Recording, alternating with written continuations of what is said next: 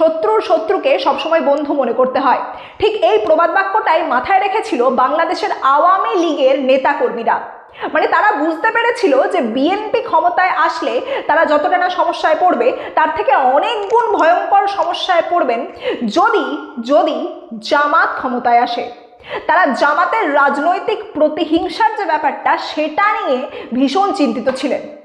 অন্যদিকে কিন্তু তারেক রহমান বলেছিলেন যে শেখ হাসিনার সন্তানরা চাইলে কিন্তু দেশে এসে রাজনীতি করতে পারে।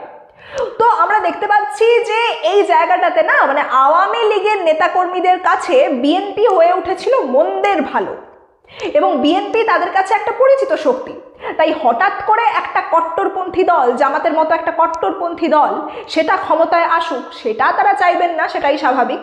এখানে একটা গুরুত্বপূর্ণ প্রশ্ন আসে, যদি এই বিএনপি এখন বাংলাদেশের যে অরাজক পরিস্থিতি, বাংলাদেশের যে নৈরাজ্য, সেই জায়গাটাকে যদি সামাল দিতে না পারে, তাহলে কি বাংলাদেশের মানুষ আবার আওয়ামী লীগকে ফেরত চাইবে? এই একটা জায়গাও এখানে আসছে। মানে এখানে মানুন বা না মানুন, স্বাধীন বাংলাদেশের রূপকার কিন্তু আসলে আওয়ামী লীগই ছিল, এবং এই আওয়ামী লীগকে নিষিদ্ধ করে ভোট করা, এই বিষয়টাকে কিন্তু সারা বিশ্বের কেউই একদমই ভালো চোখে দেখেনি।